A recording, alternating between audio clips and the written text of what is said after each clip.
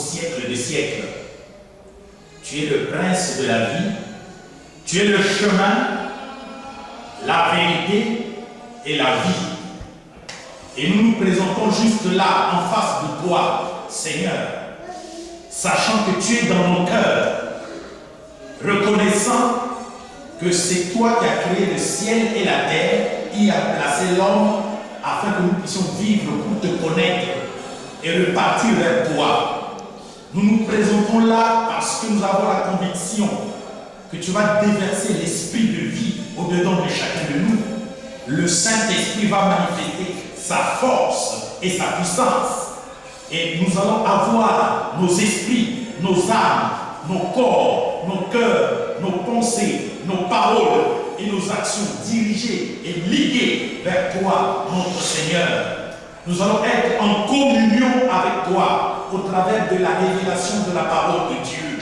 Et cette parole de Dieu va convaincre nos cœurs. Elle va blâmer, elle va corriger, elle va instruire, elle va enseigner en toute justice afin que l'homme soit prompt à toute bonne œuvre, afin que le Fils de Dieu, la fille de Dieu soit capable, vite fait, pour mettre en application dans sa vie de tous les jours la parole de Dieu. Nous te prions, grand Seigneur, pour que tu regardes à chacun de nous, que tu nous saisisses par ta main droite et que tu fasses de nous ce que tu veux, que tu nous apprennes à connaître comment marcher avec toi et utiliser la parole de Dieu comme une lampe juste là en face de nous pour nous guider, afin que nous ne tombions point en tentation, afin que nous ne tombions point dans les pièges du diable, afin que nous ne tombions point dans l'égarement, afin que nous ne pratiquions point le péché consciemment, afin que nous ne pratiquions point l'offense et l'iniquité, afin que nous ne tombions point dans la faute, dans la fraude, dans la licence, dans la transgression. Et Dieu de grâce, regarde à la connaissance de chacun de nous et regarde qu'est-ce que j'ai déjà emmagasiné, qu'est-ce qu'il a déjà emmagasiné, qu'est-ce que tu as fait dans la vie de chacun de nous, parce que nous sommes là dans le besoin d'être émondés. Tu as dit que si une branche est en toi et qu'elle porte peu de fruits, tu vas l'émonder, tu vas multiplier la production de ces fruits spirituels. Notre Seigneur, en face de toi, nous avons toute la grâce. Nous regardons à la victoire que tu as remportée à la croix de Golgotha. Et c'est pour cela qu'il est écrit que si nous marchons dans la lumière et que nous commettons le péché, nous nous trompons nous-mêmes. Mais si nous sommes en communion avec lui, nous sommes dans la lumière mutuellement. Le sang de Jésus, son Fils, nous purifie de tout péché. Et c'est cela que nous avons besoin. C'est pourquoi nous te suivons pas par pas, là où tu as mis les traces, le chemin que tu as tracé, c'est ce chemin-là que nous suivons, Seigneur. Nous vivons dans un monde de grande apostasie, dans un monde d'abandon de la foi, dans un monde qui a abandonné la Seigneurie de Dieu, un monde qui a abandonné la révélation de la parole, un monde qui fait tout humainement, un monde qui marche selon l'ordre.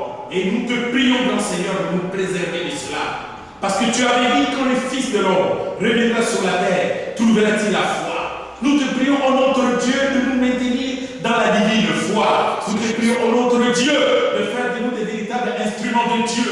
Nous te prions, Seigneur, que tu nous fasses partage de ton autorité, pour que nous puissions déchoir, détruire les hordes du diable, détruire la force, les attaques de notre ennemi. Et nous allons fermer la bouche, la gueule du lion qui rugit et qui n'a plus de griffes et qui tend à nous faire peur. Ce lion-là qui aboie comme un chien aboie alors que la caravane passe, parce que le chien ne peut même pas atteindre la caravane. Notre Seigneur, nous voulons viser droit au but et atteindre l'ennemi pour le frapper, le déchoir, pour lui donner un échec dans sa tentative de nous égarer. Parce que nous allons t'aimer, Frère. Nous allons marcher avec le Seigneur. Et ce dernier va nous regarder. Il va nous secourir et nous remplir de son Esprit Saint et de la puissance de Dieu. Et nous allons nous souvenir qu'à tout moment, notre Seigneur est là. Et que c'est lui qui parle. C'est lui qui agit. C'est lui qui demeure au-dedans de nous. Et nous trônons au-dessus de Regardons vers le Seigneur. Marchons sur les eaux agitées. Parlons au vent agité. Et regardons avec foi ce que le Christ va faire au travers de nous. Et continuons le chemin qu'il avait tracé au jour de notre vocation. Nous te remercions, Seigneur, parce que tu as dit, petit troupeau, réjouis-toi, car il a plu à notre Père de te donner le royaume de Dieu. Seigneur, nous sommes là en face de toi. Et nous avons le royaume. Et apporte-nous la parole de Dieu. Que cette révélation, que cet enseignement, que cette prédication soit accompagnée des signes, des miracles, des guérisons, de la distribution des dons spirituels, des prodiges dans la vie de ceux-là qui reçoivent la parole. Seigneur, la vie de beaucoup de personnes est devenue comme un ruisseau desséché. Nous te demandons, ô Dieu de grâce, de déboulonner le rocher humain qui a fait tarir la coulée de eau vive. Et nous avons besoin une fois de plus que l'eau vive se mette à se manifester jusqu'à nous et que nous puissions nous abreuver à la source. Seigneur, l'homme perd courage, l'homme perd la foi et le cœur n'a plus d'espérance parce qu'il n'y a plus de pratique de l'amour du prochain. Or, tu nous as demandé d'aimer notre prochain, qu'il s'agisse de notre ami, qu'il s'agisse de notre ennemi. Seigneur, nous voulons être là en face du monde et tenir notre bout de chemin sous ton onction. Notre Père, nous allons toujours être révélés par toi. Tu vas dévoiler le royaume de Dieu pour nous. Tu vas nous faire connaître les principes de la vie. Alors notre Dieu, béni soit la gloire de la parole. Béni soit la gloire de la lettre qui va être vivifiée par l'Esprit divin. Et la gloire du Seigneur va se manifester dans la vie de ceux-là qui sont en face de nous. Ceux-là qui combattent pour entrer par la porte étroite et resserrée qu'ils trouvent au bout du petit chemin. Merci notre Dieu. Nombreux pensent entrer, mais tu as dit, ils ne le pourront pas, car la porte est tellement étroite que les gens se bousculent. Or notre Dieu, ceux qui t'appartiennent, ils connaissent le code, ils ont la révélation, ils entrent parce qu'ils ont été modélés, ils ont l'expérience de marcher dans la piété. Merci Seigneur. Merci parce que ta grâce va se révéler sur nous. Merci parce que ton onction divine va couler du ciel vers nous au travers de ton Esprit Saint qui va convaincre les hommes, qui va réprimander les hommes, qui va discipliner les hommes. Nous glorifions la gloire de ton nom qui demeure parmi nous. Nous glorifions l'onction divine qui enseigne elle-même son peuple pour que le peuple ait la véritable connaissance. Utilise-nous comme des serviteurs fidèles et prudents pour la gloire de l'édification de la grande foule des nations.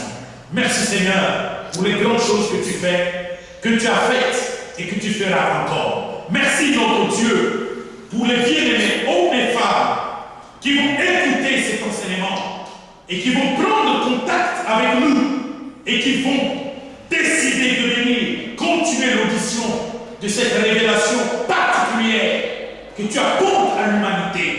Notre Seigneur, nous nous trouvons en face d'un public abusé. Nous nous trouvons en face d'un public égaré par les faux enseignements des faux docteurs dont l'apôtre Paul a parlé dans la lettre de 2 Pierre chapitre 2. Le prophète Jude lui aussi a emboîté le pas dans Jude, le verset 5 à 16 pour exposer comment ils viendront déranger le peuple et entraîneront tout le monde dans l'apostasie. Mais notre Dieu, pendant que tous croupissent dans l'apostasie, il y a un peuple qui ne pourra pas être touché par l'apostasie, qui tiendra debout, parce que ce peuple-là a une expérience. Non avec les foules qui s'égarent, non avec la vanité de l'homme, mais ils ont l'expérience avec l'Esprit. L'Esprit du Christ Jésus glorifié, qui est là. Seigneur, alors que le monde prend le dessus sur le peuple de Dieu, oh, nous nous souvenons qu'au jour d'Élie, le prophète pouvait se plaindre et dit, ils ont tué tous tes prophètes et je suis resté le seul. Et là encore, la reine impie, Jézabel, entend me couper la vie. Et le Seigneur lui a dit, je me suis réservé 7000 Israélites qui n'ont pas fléchi les genoux devant Baal. Seigneur, nous croyons une fois de plus que dans cette période où tout le monde périt, faute de connaissance, il y a un petit troupeau qui ne peut pas s'égarer, qui ne peut pas expérimenter l'apostasie. Et c'est à ce troupeau-là que nous parlons, qu'il soit à Paris, qu'il soit en France, en Europe, en Amérique, en Asie, en Afrique, en Océanie, là où les personnes vont nous écouter, il y aura une connexion spirituelle que seul toi, le Saint-Esprit, tu réaliseras. Et Seigneur, à chaque moment que des faux docteurs vont entendre cette révélation et qu'ils voudront l'injurier, j'entends à ce que leur gueule soit liée par la puissance du Seigneur, car ils ne savent pas ce sur quoi ils professent leurs mauvaises paroles. Mais la révélation du Seigneur va toucher les cœurs préparés d'avance par toi, le Seigneur, par une force extraordinaire de repentance, de renouvellement d'intelligence pour marcher avec cette parole de Dieu. Je voudrais me souligner, Seigneur, que toi tu as dit, recherchez le royaume de Dieu et la justice de Dieu et que le reste vous sera donné par-dessus tout. Ô Seigneur de gloire, tu as dit dans ta parole, on ne donne que ce que l'on a. Alors à l'instant même, laisse faire, Seigneur, que tu puisses m'utiliser pour donner ce que tu as mis en moi, le Saint-Esprit et la puissance du Saint-Esprit, de telle sorte que ceux qui m'écoutent entrent dans la même bénédiction. Parce que tu as dit, je souhaite que tu prospères à tous égards et sois en bonne santé, qu'on prospère l'état de ton âme. Ô Père Saint, très Saint Père, Dieu vivant, nommé Jésus-Christ de Nazareth, regarde à la vie de ma soeur et de mon frère qui va suivre ce que j'annonce maintenant de ta part pour lui et fais de telle sorte que tu te souviennes de la totalité de sa vie. Remplis mon frère, remplis ma soeur du Saint-Esprit, de courage, de force et de puissance divine. Renouvelle l'intelligence de la personne qui l'écoute, touche à sa vie et mets-toi à ramener chaque personne à l'onction sainte qui enseigne selon la vérité de la parole et que la grâce de Dieu lui donne la victoire en toutes choses et que la bénédiction entre dans tous les compartiments de sa vie. Ô Seigneur, qu'il regarde à toi et que toi tu regardes à lui afin que la grâce de Dieu se manifeste. Qu'il en soit ainsi au nom de Jésus-Christ de Nazareth. Amen. Amen. Que le Seigneur vous bénisse. Amen. Alors nous continuons l'enseignement sur le royaume de Dieu. Et aujourd'hui, nous commençons justement par la lecture de Luc chapitre 17. Nous allons commencer au verset 22 jusqu'au verset 37. Et il dit, autant mieux que nous commencions au verset 20, Luc chapitre 17, verset 20,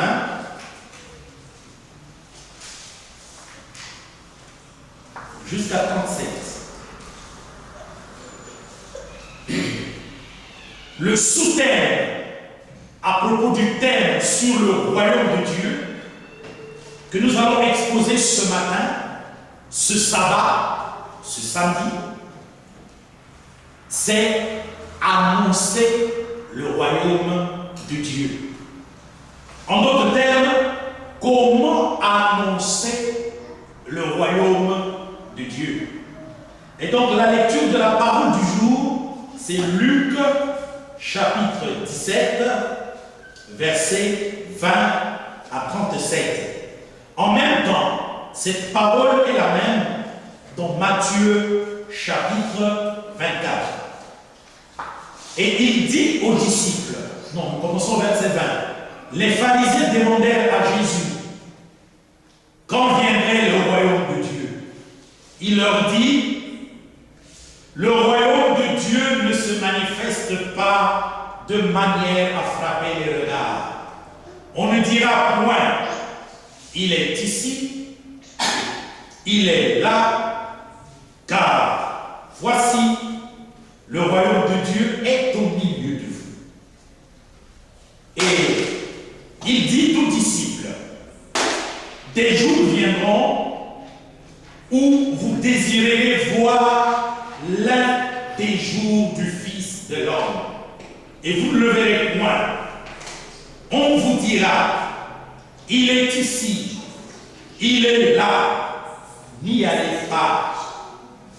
Ne courez pas après, car comme l'éclair resplendit et brille d'une extrémité du ciel à l'autre, ainsi sera le Fils de l'homme en son jour. Mais il faut auparavant qu'il souffre beaucoup et qu'il soit rejeté par cette génération.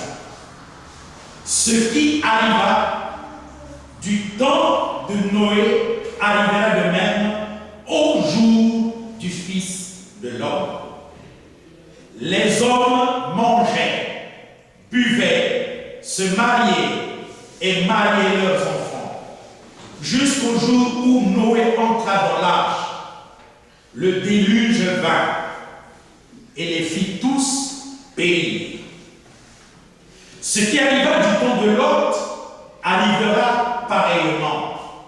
Les hommes mangeaient, buvaient, achetaient, vendaient, plantaient, bâtissaient. Mais le jour où Lot sortit de Sodome, une pluie de feu et de soufre tomba du ciel et les fit tous périr. Il en sera de même le jour où le Fils de l'homme paraîtra. En ce jour-là, que celui qui sera sur le toit et qui aura ses effets pour les prendre, non, il est dit, et qui aura ses effets dans la maison, ne descende pas pour les prendre. Et que celui qui sera dans les champs ne retourne pas non plus en arrière. Souvenez-vous de la femme de Lot. Celui qui cherchera à sauver sa vie la perdra, et celui qui la perdra la retrouvera. Je vous le dis, en cette nuit-là, de deux personnes qui seront dans un même lit, l'une sera prise et l'autre laissée. De deux femmes qui mourront ensemble, l'une sera prise et l'autre laissée. De deux hommes qui seront dans un champ, l'un sera pris et l'autre laissé. Les disciples dirent, où sera-ce, Seigneur? Et il répondit, où sera le corps, là s'assembleront les ailes. Amen. Amen. Voilà ce sur quoi nous allons nous entretenir ce matin. Alors, peuple de Dieu, peuple de la terre, peuple de l'univers tout entier. Je parle à la terre et je parle au ciel. Vous allez dire, mais comment peut-on parler au ciel? Eh bien, effectivement, maintenant où je vous parle, il y a un peuple saint, parfait, appelé l'épouse de Christ, qui se retrouve au 3e ciel, au paradis. Le paradis dont parle Paul dans son expérience qu'il a vécue, conformément à 2 Corinthiens, chapitre 12, verset 1 jusqu'à 6. Et une bonne lecture irait en tenant aussi compte du verset 7 jusqu'au verset 10. Parce que, effectivement, dans 2 Corinthiens, chapitre 12, 1 jusqu'à 6 et fait mention l'expérience que Paul a vécue lorsque, étant à Lystre, il a été lapidé et qu'il est tombé raide de mort là, lapidé par des gens qui venaient de Derbe, des gens qui venaient d'Antioche, tout simplement parce que ces hommes haïssaient ce que, lorsque nous prenons par exemple Actes des Apôtres chapitre 27 à 28, les Juifs appelaient une secte. Cette église qui vient de se terminer et dont le Seigneur est en train de préparer la grande foule des nations, à son départ, elle était appelée une secte. Parce que vous savez vous-même que l'église est née sur le sol juif, principalement à Jérusalem. Le jour de la Pentecôte, en l'an 30 ou en l'an 28. Tout dépend de la chronologie, parce qu'il y en a deux. Il y a une longue et une courte. La longue dit que c'est en l'an 28, la courte dit que c'est en l'an 30, mais à cela ne tienne. Notre véritable problème, c'est de fixer les gens. De dire que l'église est née à Jérusalem, en territoire juif. Et que les premiers gens qui sont venus à l'église étaient des juifs qui avaient entendu Jésus prêcher l'évangile, la bonne nouvelle du royaume pendant 3 ans et demi. Nous résumons toujours la bonne nouvelle comme étant la puissance de Dieu pour le salut de ceux qui croient. L'homme naissant pécheur, l'homme entrant pécheur dans cette vie, doit écouter le message que Dieu lui adresse. Lui, notre Seigneur, qui a permis qu'il vienne ici-bas par le moyen que vous connaissez. Ce Dieu-là dit, nul, s'il ne naît d'eau et d'esprit, ne doit entrer dans le royaume de Dieu. Donc le Seigneur a fait un plan. Pour naître de nouveau, il faut entendre l'évangile, il faut se repentir, il faut être baptisé d'eau au nom du Seigneur Jésus-Christ. Il faut être baptisé du Saint-Esprit au nom du Seigneur Jésus-Christ et marcher avec le Seigneur. Alors donc, cet homme qui servait Dieu, annonçant la bonne nouvelle, une bonne nouvelle qui avait été agrémentée par le Seigneur au travers des signes, des prodiges, des miracles, des guérisons. Parce que c'est de cela dont il est toujours question lorsque l'évangile est annoncé. Aujourd'hui, les hommes doivent faire un effort de telle sorte qu'ils ne puissent plus jamais considérer l'évangile comme étant un objet de réflexion. Mais l'évangile est un commandement du Seigneur. Chaque parole que vous recevez de la part du Seigneur vous est dédiée, confiée, annoncée pour que vous la mettiez en application. Et lorsque vous mettez en application la parole de Dieu, le pouvoir de notre Seigneur va accompagner l'application de la parole de Dieu. La Bible nous présente la parole de Dieu comme étant la puissance de Dieu pour le salut de quiconque croit. Maintenant même, je sais au peuple de Dieu ce que vous subissez de la part des faux docteurs, des faux prophètes, des faux apôtres, des faux pasteurs qui vous pèsent mal. Vous êtes abusés, vous n'avez plus le goût de l'évangile. Et j'ai toujours combattu en disant au peuple, si aujourd'hui vous vous laissez égarer, c'est tout simplement parce que vous-même, vous vous plaisez dans cet égarement. Car nous avons la Bible, ce livre. La Bible est un objet que le Seigneur a mis entre vos mains. En entrant en connaissance de ce qui est écrit dans la lettre, c'est-à-dire dans cette Bible, l'Esprit de notre Seigneur le plus souvent vous guide, vous oriente, vous parle, vous édifie, vous corrige, vous réprimande, vous instruit, vous enseigne. Et chaque fois que notre Dieu tend à vous enseigner, il y a le plus souvent un combat extraordinaire, terrible, fort, pressant. Il y a des pressions de la part de l'ennemi, Satan. Il y a des pressions de la part de la cohorte des ennemis.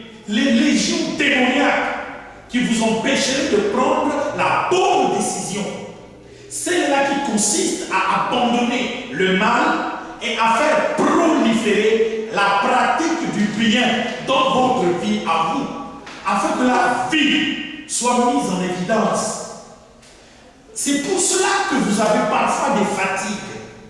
C'est pour cela que lorsque vous avez une prédisposition à vouloir lire la Bible, vous vous dites, c'est un gros volume. Par où commencerai-je? Et quand est-ce que je pourrai terminer la lecture de ce gros livre? Bien-aimés, vous avez la possibilité de savoir que sur n'importe quelle page de la Bible que vous ouvrez pour lire une portion de l'Évangile, une portion, je dis de l'Évangile parce que ce soit du début du Jardin d'Éden jusqu'à ce que le millénium arrive, il sera toujours question de bonnes nouvelles. Donc, peuple de Dieu, quelle qu'en soit la page que vous lirez, si vous êtes bien disposé, si vous avez la ferme décision de comprendre quelque chose, de tirer un conseil, une pratique, une orientation, une édification au travers de la parole de Dieu, notre Dieu qui est présent partout, notre Dieu qui connaît toutes choses, notre Dieu qui peut toutes choses, vous aidera. Mais le problème qui se passe, c'est que les gens aujourd'hui ont perdu la foi.